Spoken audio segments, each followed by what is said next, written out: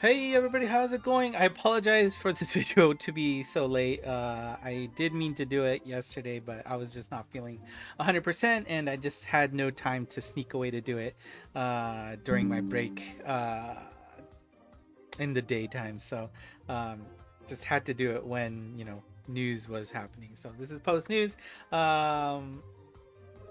29.6, there's a few big updates here that you want to probably keep an eye out for, so let's make sure you don't miss out on that just because you can't speak Japanese. Let's go over all of the updates together. There we go. All right, the quick restart feature. Now this is pretty cool. You can now easily restart a stage on a game over or via the menu button. Now there are a few restrictions, and it's not free, of course, but it does give a nice quality of life update to replay some of these harder stages without having to jump through a bunch of screens waiting, and just a lot of downtime has been cut out with this new feature, which is a great thing to have. Now, let's talk about those restrictions and make sure you understand what you're getting yourself into. The same payments must be used again to restart the stage, right? So any stamina you've used, any helper items, anything like biscuits or dice or any other additional plus alpha items that you used will be spent again, right? So everything you used to start the stage will be used once again. What's cool about this is that you can even do this when playing co-op too. Now, obviously, only the host has the option to do a retry, but it's pretty cool to see that you can do it as a team as well. Now, there is a big caveat here is that if any players disconnected from when you start, remember, you basically have to have the same situation when you started the stage. If anybody has left, you will not be able to restart the quest. There are also a bunch of other warnings that you should be aware of that, may explain, like, oh, why can't I restart? Oh, this is a reason. So here are some of the reasons why you would not be able to restart a stage quickly. One, if continues are possible in the first place, they're not going to let you restart it and spend everything again. Use the continue mid is basically what they're saying. So if you can continue, you can't use the quick restart feature. Okay. If there's a limit to the number of times you can play that stage, right? Like if you're doing an EX stage or something like that, right? Where you can only try it once before it goes away. Or I don't know what other restrictions there could be like that, but that would be the most obvious one. You cannot use the quick restart feature because you have used that one attempt already. If that stage is no longer available as per the schedule, right? Like you barely was able to start that stage, and then by the time you die, you're trying to restart. If it's past when the event has ended, you can't restart it anymore, which makes sense. If a new day has started, let's say for whatever reason you left the game open, and then, maybe it's just a regular stage, but you forgot about it and it's now past a new day. Uh, there's a lot of resets that happen with Monster Strike when a new day happens. So to prevent any weird things from happening, if you have crossed that 4 a.m. Japan time threshold, you will not be able to quick restart. If you have run out of any of the items we talked about on the previous stage that you used to start the stage, then you will also not be able to quick restart that stage, because basically you're not going to be able to replicate your initial state before you started the quest. And finally, if you are out of stamina, you can use items so that you can execute a restart. So there is a way, I think. I haven't actually been able to do that because I'm at the 9999 plus state. So I wasn't able to check for myself, but that is what it says on the notes. So we'll have to believe that. Now, other notes which could be important to keep in mind is if you are using this feature in the castle or garden stages, your battle progress will be saved regardless of when you restart. So if you got to battle 3, you will still get credit for those 3 battles, even if you died or want to restart in the middle of battle 4. That'll be there's nothing bad about it. Reizetsu Quest. Remember, Reizetsu Quest, it keeps track of the number of times you've won in a row. If you use this restart feature, it will reset your consecutive win count to 0 because you basically gave up, right? So there is no cheating the system here. You can't just like try to restart because things are looking bad. You will be reset to 0 in your consecutive wins. So don't try to get fancy there. And there is a restriction to that co-op bonus. If you try to use this on, I don't even remember how to pronounce that kanji anymore, but it's Zeres Quest, right? Like the battle tickets that you had. This feature can only be used if you're playing solo. This will not work, probably because they have to account for everybody having enough battle cards, right? So instead of having to deal with that, you just, no, solo. So important to keep in mind. Of course, it is going to keep using your battle cards, right? Because remember, whatever you have to spend to start that stage will be reused again. So pretty cool update. I'm pretty happy to see it. It definitely saves time. So cool to see that for sure. Next up is the Gozetsu point rewards. And okay. We can actually look at the screen now. If you don't remember how to get there, you can click the rank icon there on top to quickly go to the bonus tab here. And then when you go to the bonus tab, you can go here. Right, yeah, it's right here. Click that green button, and then you can apply your bonus here. And this is pretty important, I think, because, I mean, I'm not one to baby my account all day, so I routinely hit the max limit, which is right now 30. You can extend that to 40, which is pretty nice. You will have to spend 2,500 Gozetsu points, which I guess is just under 3 max luck worth of monsters. Is this your top priority to expand? I don't think so. You know, I always suggest make sure you get at least one in the others, except for the Monspot one, right? Like this one is absolutely worthless if you are not in Japan, so do not ever put any points into this. But as long as you put one like I have here, right? And then, you know, I like to use items a lot, so, you know, reducing that the most seems to be the most beneficial in my point of view, right? Quicker orbs is nice too, but I don't know. I don't feel like it's that big of a deal to get one orb. But this will probably be nice to just help with being able to pick up the pace in if you aren't paying attention fully, to make sure you don't lose too much. Always good. When you are gachaing, there will be a new indicator. So any of the monsters that are here in this highlighted row, if you end up pulling a monster that is on there, you'll see that chumok yellow bubble on the top right. That icon will indicate, hey, congrats, you got a highlighted monster. Hopefully you knew what you were gachaing for in the first place, but if not, it's another way for the game to remind you that, hey, you hit big, congrats. Leave us a review that you love the game. Sorry. That's not this game. Gimmick details. When you are playing in game, you know that there's that I button on the bottom right. That will now, not only will it be, I think right now you have to long press it for it to show up. Now you can just tap it for it to pop up. But in addition to that, an additional I button will be available on that new screen, and if you click that, you will be able to see the details of the gimmicks, albeit in Japanese, but it is a way to explain what those gimmicks do. So I guess that's nice for Japanese speakers. The Striker's Record got a UI overhaul.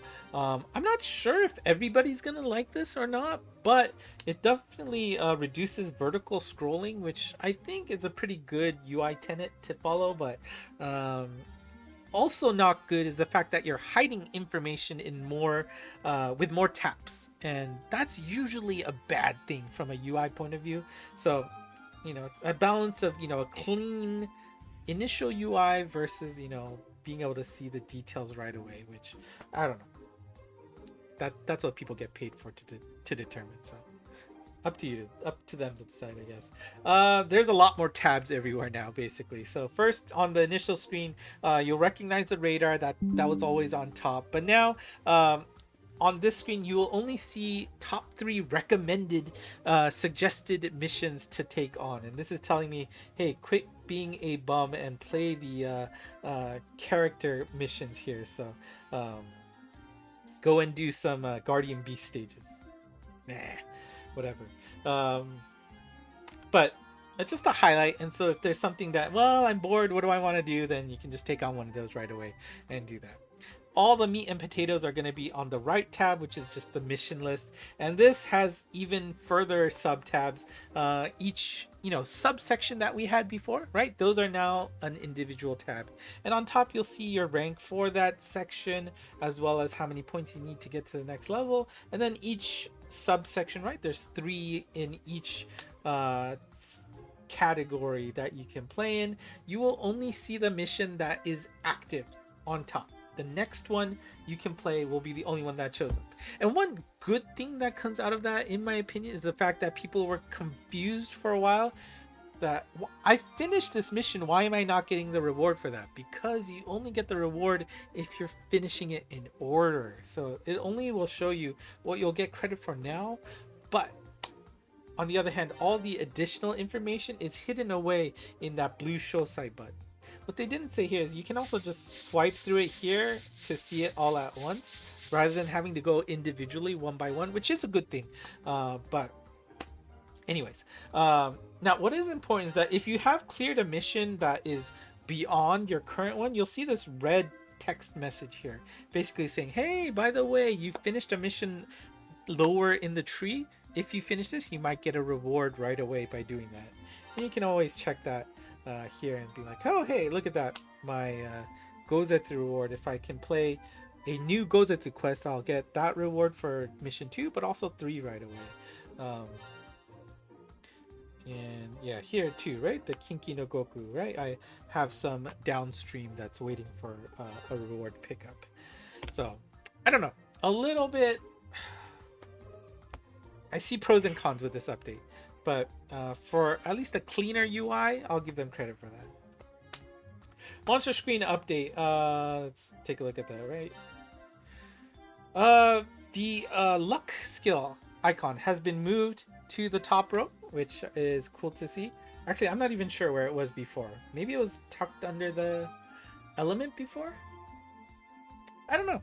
Shows how much I remember. But if you also want some details in Japanese, you can also click that icon, which again, if you're new to the game, you're not going to know what that means. So being able to see those details on tap is not a bad thing. Monster swapping UI update. So when you update a team with a single monster, yeah, let's see. Right, let's say I just want to change one monster directly. Now you're only going to see a compact view of what the old monster was that you are taking out with who you are putting into your party, right? The old UI, which was, I think, is still intact when you do a full party change right here, still looks like that. And I think, yeah, even if you save the same one, as long as you're doing a full change, I don't know. It's nice and compact. I think it's not bad. So small little update there. And a bunch of miscellaneous updates. I don't know if people... I assume people have not been using this feature. That will be the only way that Mixie would ever get rid of it. Unless something is coming out in the future that, will change things. But there was another icon here. I forget if it was here or here. But basically, it would allow you to move a berry badge if it was the same character, right? And so I think if it's it would help you with alternate arts. It would also work with alphas if I remember correctly. So just if it was the same family of characters, then you could just transfer that badge along, right? Kind of like how you can feed luck to alphas, right? That it was an interesting, but I would imagine not many people used it. Probably people didn't realize that's still possible. That was, a cool thing back in the day when you didn't have as much to deal with. But you also have, I mean, even my alt has so many of the Ableberry scrolls available. So they give them out like candy. That's probably why they got rid of it. Low usage and basically no real meaningful utility. So, c'est la vie. New line text changes have been applied for some Monster Strike shot descriptions, basically where they put the carriage return.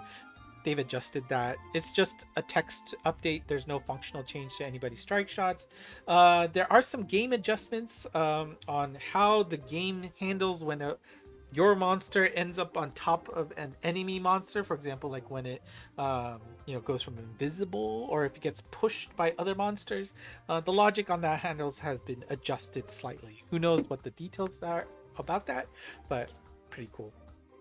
And the gacha pool has been updated to any monster who's made their debut before June 30th, 2025, which basically I think it means it excludes the current Monster Wars 3 character. Anybody else in the Mon Pass reward gacha, paid packs, Uncharted Dunes, Castle rewards will have an updated gacha pool. And a few bug fixes. There was a weird case where if a monster got a speed up buff and then used a strike shot, the speed up wasn't always being applied properly. And for the newest normal stages, those new 5 ones, they did say that you weren't supposed to get any max luck bonuses, but it was accepting the stamina refill one. Well, they forgot to include that exception in certain cases, so it wasn't activating properly, so that's been fixed now. And of course, the post update, for whatever reason, I connected my alt first today, so we're gonna do my alts. Usually it's my main that's doing the gacha here, but I also did the tokudamas for the the current event, as well as it's being Monster Strike Day, so that's why I have 5 in tow here. So let's just do that too, since we're here. Why not, right? Oh, got a hit. Always love a tokudama hit. All right, 50% gacha. I love doing this. And actually, right, if we end up getting Celsius here, we'll get that Chumoku mark, which would be cool. 50 shot to get a 5-6 star monster. General pool monsters only, but always cool to do that. Make sure you're careful if you're at 49 out of 50. Yuzuru-kun. Oh, that's unfortunate. And I guess for the first time in forever, my alt account takes the main stage, and I guess my main account will be the one that does the off-screen pull. So I'll do that off screen, but that should be it. Yeah, that's it. Here we go. Ooh. Yeah, I would connect it, but that would require me to stop and do other stuff. Oh, I got a hit with something. What is it? Awamori. Okay, cool. And then the 50% gacha.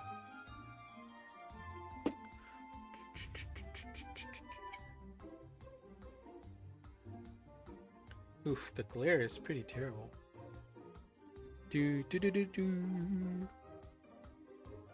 Oh! No, Bacho. Okay, so that's a miss. Yeah, not bad. So I think that's it. So hopefully the version update is to your liking. I apologize for this being late again, but look forward to some Dream Days events. That is right around the corner. Look forward to seeing you all together on that live stream for the news. So make sure you don't miss out on that by hitting the subscribe button to the channel. And do consider giving this video a like and a comment if you so please. ENGmonst on Twitter/X for the latest news. If you can't watch the stream, you can find the summary on Twitter. If anything gets announced on day 1, we'll have something for that. Day 2, of course, something big. Lots of big things will be announced, especially a collab. So take a look at that. And don't forget, join the Discord channel. Link to the server is in the description below. That's it for me today. Thanks for watching. Until next time. Bye bye.